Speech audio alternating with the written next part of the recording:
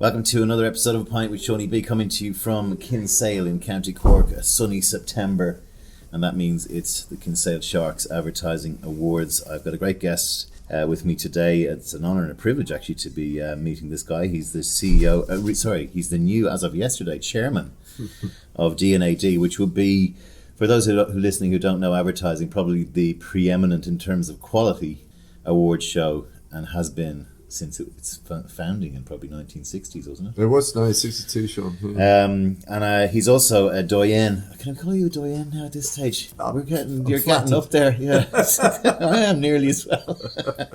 He's had a 36-year ad career where he's worked at some of the best agencies in the world, including BBH. And his name is Tim Lindsay. How are you? Very well, thanks, Sean. He's just arrived in, haven't you? This morning. Yeah. It's my first time here as well, Yeah. and I can't believe I've not been before. It's just so lovely. As you say, it's sun shining. It's a beautiful place. It seems to always very hike up its skirt every time the Sharks are on, because like any town in Ireland is lovely if it's sunny. Yeah. What you have to do is go over in the middle of November when it's dark at 4 o'clock, and there's been Congratulations on your new job. Thank you very much. Or is it a new job? It's not. It's a promotion. It's actually I'm stepping up, so it means I'll be there less time. I do it 3 days a week. I actually do more at D&AD, but I'm paid for 3 days a week. Yeah, same in my job. Yeah, and not many CEOs get to help choose their successor, and we're in that process now. And actually, D&AD is in a very good place, sort of financially, and I believe actually reputationally. And it needs someone else, to kick it on for the next whatever. You were 9 years as CEO. Were you? I was, yeah. That's and I think we had done all right without blowing our own trumpet too much.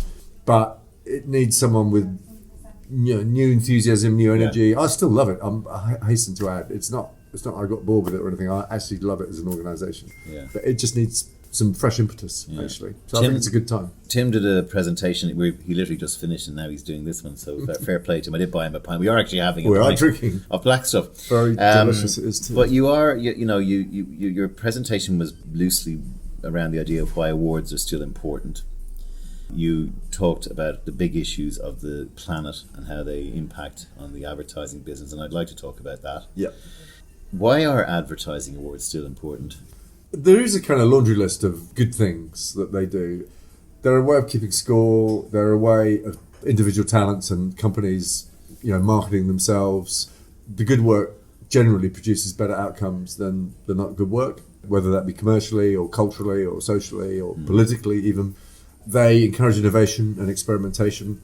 Do we need as many ad awards as we have? Oh my God, Sean. There are 800... Apologies, Kinsale, if you're listening. 801 Yeah. advertising and design awards around the world. Someone has counted because they put a website together. Mostly for profit.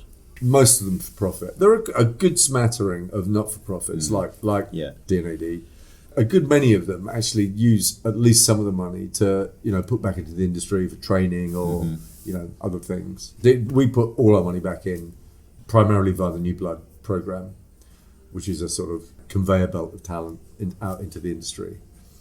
And we campaign for gender balance and greater diversity and so on, in the belief that those things will make the industry better. Yes, I agree. I'll talk about them a bit later. Sure. Yeah. The sustainability part, you very honestly mumbled that D&AD's carbon footprint isn't the greatest. No. The industry's carbon footprint isn't the greatest. No. The amount of stuff that goes into entering awards, for one, is ridiculous, in terms of the amount of plastic and paper and everything that we spend.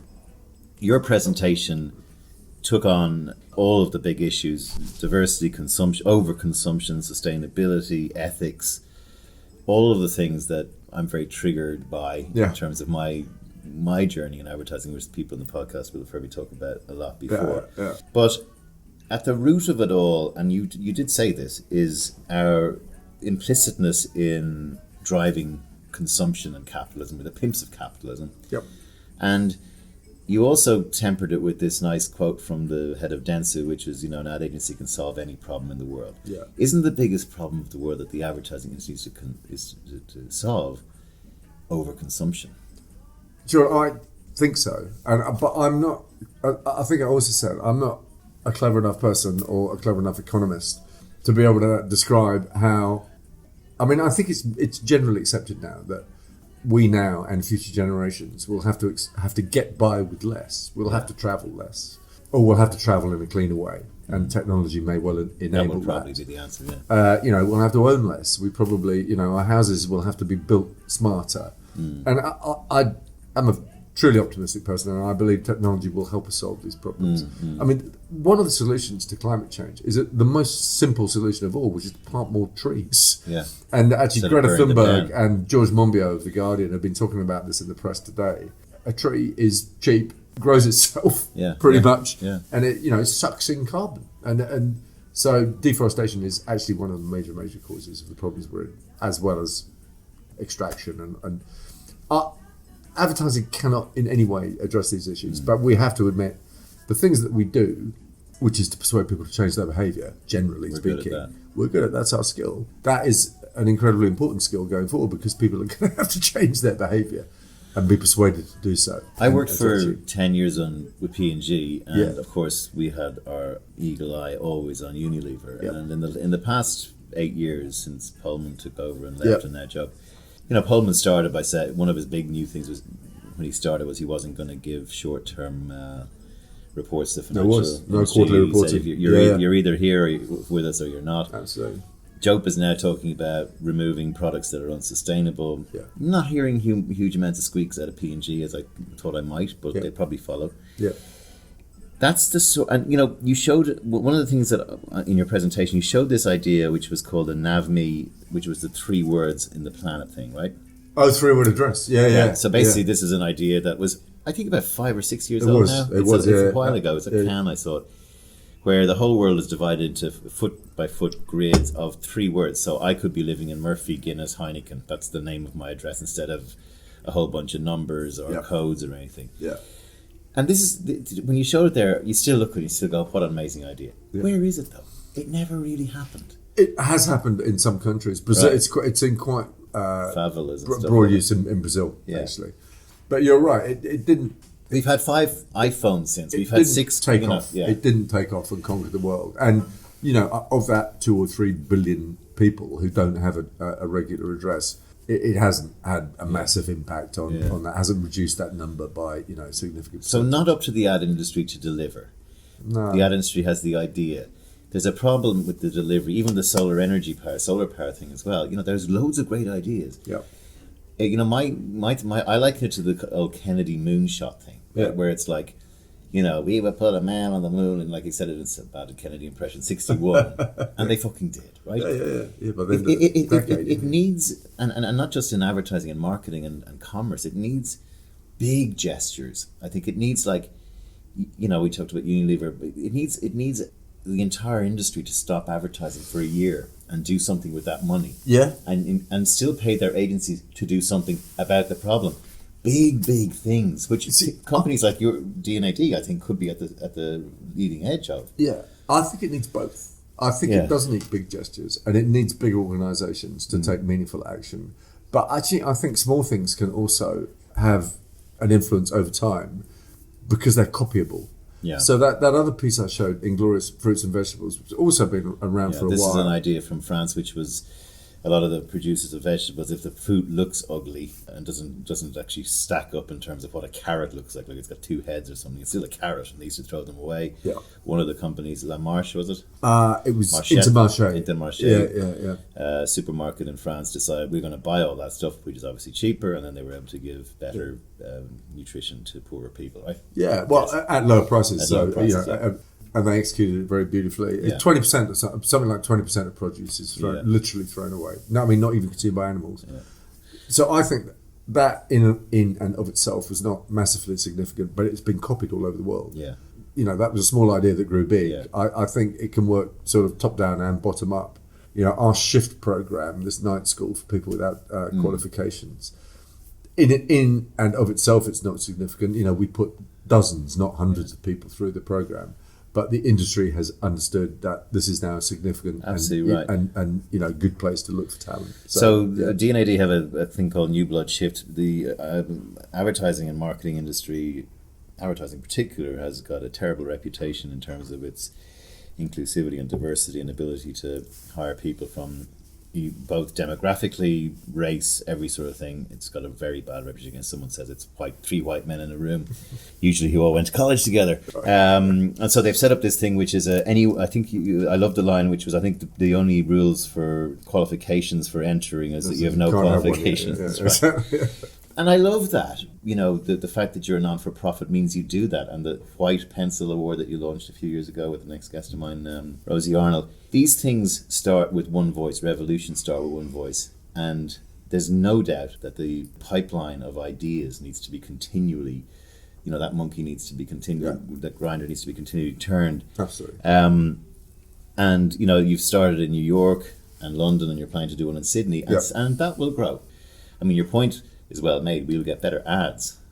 That's the point. That is the point. Yeah. Exactly. It's not about that we're just being nice to people of colour or whatever. Although that's good too. Yeah, I know. But like those people have ideas that are better than what we come up with. Yeah. And that's why I think D&AD is kind of Teflon in the award discussions, because because of the nature of the organisation. I think where they're sending out 2,500. I may have got that number wrong. It could be 800 or something, but it's some ridiculous number of goals, right? I mean, it's like there's a lot, yeah. And like, I think that's Grand Prix. Yeah. No. But it becomes like your goal line at Cannes can be a doorstop in your bathroom. Whereas sure. I think even when I was growing up in the 80s, anyone who won a pencil, or black, anyone who won any sort of pencil. Yeah.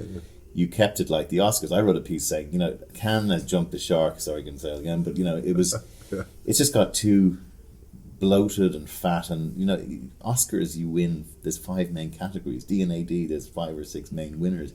They need to come back to that because they're just. It's hard for them to do that. I'm never rude about Cannes, except in a jokey way. I mean, they are our major competitor, and they're very much for profit. They're PLC. They have shareholders and highly paid executives and all that. They do some really good things for the industry. One of the good things they did was get clients interested. And, back in the early noughties, they started to, P&G, it was actually, McDonald's came first. P&G get the credit for having kind of arrived en masse. Well, I was there with Bob Isherwood. Well, yeah, of course, yeah.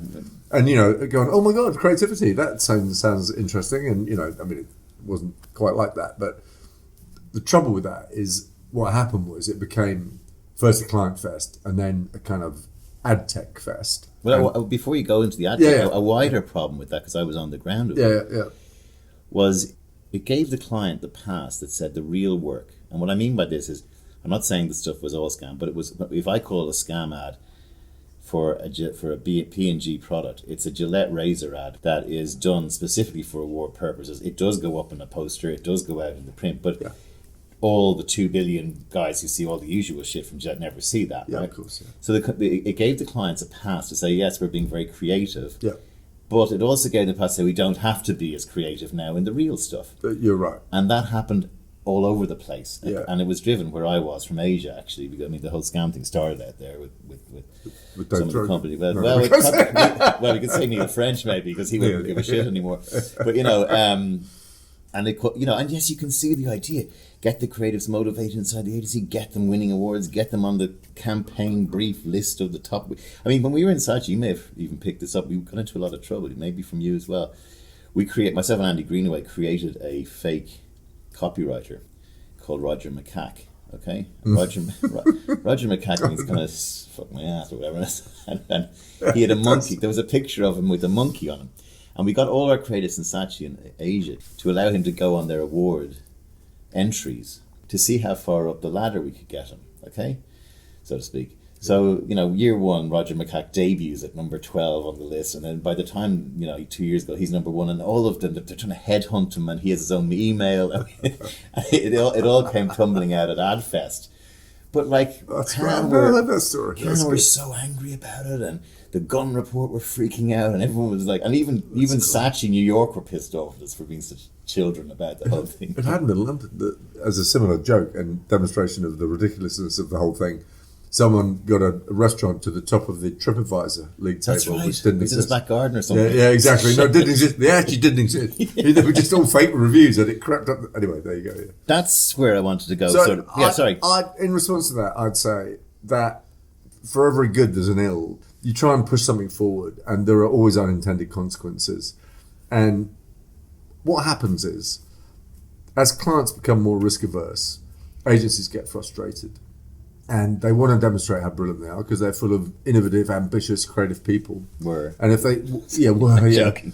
And if they can't do it on real work, they'll do it on fake work. And all this stuff sort of obeys the letter of the law, but a lot of it breaks the spirit of it. So, you know, all the big shows now, are, you know, we make people basically sign affidavits to say that the stuff was for a real product, it was a real brief, it did run, and the client paid for it.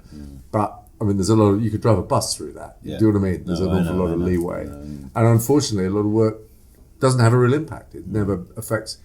And then something glorious comes along, like Tide, for instance, which actually was from Saatchi, New York. Yeah, it was, And it's just an ad for a detergent. It's got no purpose. It's just a brilliant ambush, a piece of ambush marketing. And we're actually quite pleased when something like that wins at D&AD because it reminds us about how we get paid at any rate. Old Spice was another one. It was, and Old Spice, again, interesting because it got thrown to Wyden Kennedy as a dying brand, and it was like kicked into the sandpit, and they didn't have all the link testing and all the rubbish that P&G put on top of everything, and they got it out. Well, I think that was a condition of them taking it. It was, but then when it got out, they went, it is successful. They're making it again.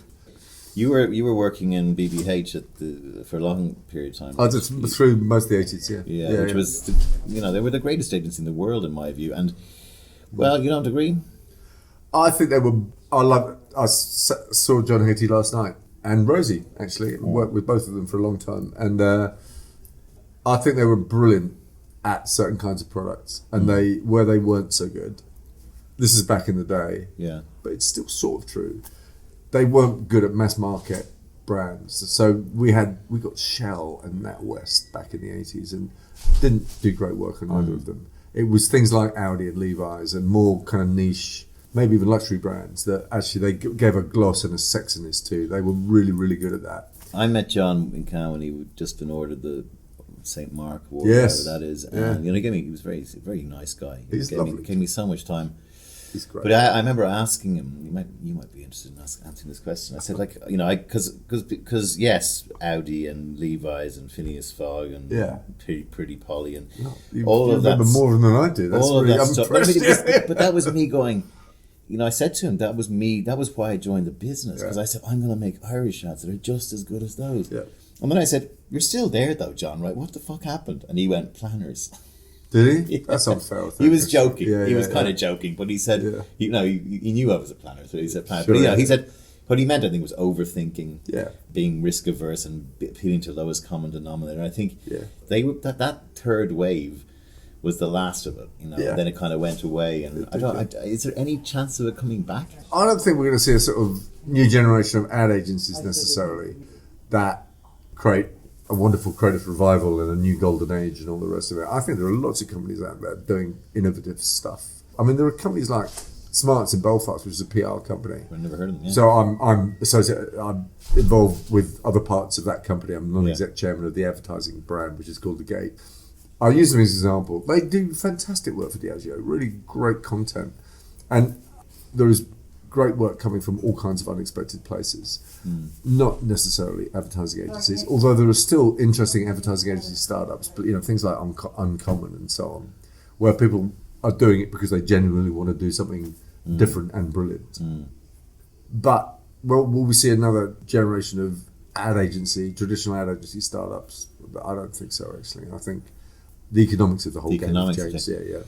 Although we do have situations where anyone who can leave major big agencies is kind of leaving at the moment and doing stuff like that. Share prices are starting to fall. They're starting to disintegrate. WPP, etc. I think Dave Jones said the major holding companies have lost 5 billion of share price value over the last whatever. It wasn't very long. It was like the last 2 years or something. I mean, they are. Some of them are still managing to grow, but they're all under enormous pressure, and it's not the ad agency parts of their empires that are growing. It's all the media and the strategy and the research and the PR, the other bits. I'm sorry to see it happen, but I think the big network agencies are doomed. It's almost too late for them to kind of. I agree with that. And then what comes out of that? I was at a conference, and you've been at them all your life, where someone like you or me or a creative director goes up and says, It's now more than ever time to be more creative. Lesbian and Peter Field and IPA and emotional advertising and ROI and blah, blah, blah. And it's like a cognitive dissonance. It's like kind of, as that proof and evidence has become more concrete, the quality of work, in my view, has gone down. Right? There are loads of brilliant ideas. It's a great observation. But the actual 9:15 or Muse at 10 ad break quality is non-existent now. And they all say, yeah, we'd love to do it, but we have certain extenuating circumstances in the car business right now, so everyone has to be just driving into puddles and looking like a bellend. That part of it is the biggest travesty, in my view, in the ad business, if you look back over 30 years. And yet I guess there's just people coming up after us saying, no, we have to keep doing emotional work that makes people cry or laugh or whatever. It's what I was saying earlier. People used to like advertising, and now they fucking hate it. Yeah. That is a big change. And by the way, that graph can go over as well. That is a big change. We make something that people hate and actively try to avoid. Whereas before they embraced it because there was a contract and a deal and it was understood. I'll tell you the example. I am genuinely an optimistic person. Yes, I know. But where what you've just described is most starkly illustrated is in outdoor. Yeah. Because a great poster was in a way the greatest expression of our skills and craft and art. A 6-word headline, a beautiful visual, and a logo. That's an ad. And some of them are, the most memorable adverts ever made. Yeah. Outdoor advertising is absolutely shit now. It's just horrible. I mean, I just written it's unbelievable. I've just written an article about it, and part of it I wrote something I wrote in the article. And Guinness are an ex-client of mine. I don't care if they're listening. It was like the last 20 posters in Ireland, in their hometown, look like they have been created by a 15-year-old boy with crayons on his lunch break, right? They are that bad. If you were in a school of advertising and someone came up to you, you wouldn't let them in. And I'm kind of going, what the fuck? It's not just that the ideas are bad or the art direction is bad. They're just illegible. I mean, you see car ads by the side of the road and digital outdoor, and it's kind of about 90% of the type is unreadable, and you think, why bother? But anyway, we could go on about it. What is your background? Where were you born? Oh, I was born in England. But I was brought up in East Africa. Oh, were you? In Kenya. No, Kenya and Uganda. Okay. And my parents, what was that like? It was fantastic. Oh my God, it was a very privileged upbringing. So my parents were teachers, So you had the whole colonial upbringing, did you? It was post-colonial just. Yeah. So we went to Uganda in 1964 when it had just achieved independence. It was still very colonial, believe me. I mean, there were these sort of English-style prep schools in Kenya that were then. So I went to, and then when I was 13, I came back to school in England. Then I went to university. So Did you have a happy childhood? Yeah, very happy. Yeah, really, really happy. Yeah. And I have 3 siblings. I'm the oldest. And what got you into the ad business? So when I was still at university, I became a father. Really? Which was not planned, but was hugely welcome. Yeah. And my son is now 42. Amazing. He's my eldest. And I did want to be a journalist, actually, and I was sort of heading in that direction. I'll still get more pleasure out of writing an article than almost anything. And I get the opportunity to do that. And but I had to, my partner had to be in London. I mean, she had been due to go to art college and she deferred a year and I had to earn some money. So it was a complete accident, but a happy one. Well, at that time, it was like advertising was accepting people from all walks of life. It was, you referenced it. You used to start the print room, and if you showed a bit of completely. I talked about it just now. Definitely creative departments were quite diverse because there were a lot of working class blokes mainly who'd been to art college in Newcastle or Manchester or wherever it happened, come to London, join an ad agency, and there was, as you absolutely rightly say, there were all kinds of other routes in. You could come in and work as a secretary and become a TV producer. You could come in through the post room and become a designer. Yeah. But there aren't any post rooms now because there's no post, basically. So, are we going to be run? But are basically we wasting our breath because computers are going to do it all for us? No way. No, I think there's quite a lot of research that says the professions, if we can call ourselves, that will be least penetrated by AI, other creative, even the creative industries. Yeah. I mean, it will affect us for sure, and the ones that are most going to be most penetrated are actually things like accountancy, medicine, the law, because the manual labours of truck drivers and stuff like that. Driverless will affect that. But the professions, as we understand them, are going to be seriously affected by it. But let's just take what you just said about outdoor. Yeah. And how bad it is right now. What's the stop of just being, "Hi Dave, welcome to the world of Coke. You'll really enjoy your bottle when you get home tonight as you're driving home." I mean, it's not far off that right now, and people are designing it. Yeah. I mean, there will be an element of that. Tim's face is looking out into the middle distance. Programmatic. I mean, we'll come with a high level of automation. I mean, that's what's made people loathe what we do. It's being chased around the internet by an ad. For chinos, because you have to buy a pair of chinos 2 weeks ago. And you've already bought them. Usually you've already It's like, do you want another pair? No. Exactly. Not really. No, I've got to wear these out first, yeah. Have to have a British person here. We're in the middle of Brexit crap. Where's your optimism for the future of your own country? Well, it is a ghastly self-inflicted wound, as many people have observed. It is polarised society. It's made political and all other forms of discourse violent and unpleasant. And actually, I'm absolutely 100%, for Remain. Yeah. I think we'll have to leave now and go through that process, and come back with our cap in hand. Hopefully as soon as possible. But I don't think anyone knows what's going to happen right now. Do you have you said you're very optimistic. Do you have an optimistic view of humanity and the future of the world? Yeah, I genuinely believe that there are quite hopeful solutions. Some of them technological, some of them because actually I think things change very slowly and then they start to change quickly. And I think we're on one of those sort of cusps at the moment, where there's a sort of mass realization that we have actually to do something right now. We've done nothing about it in the knowledge that we needed to. And now I think people will start to act. I think when people like me, middle-class people, reasonably kind of well off and so on, start to change their behaviour.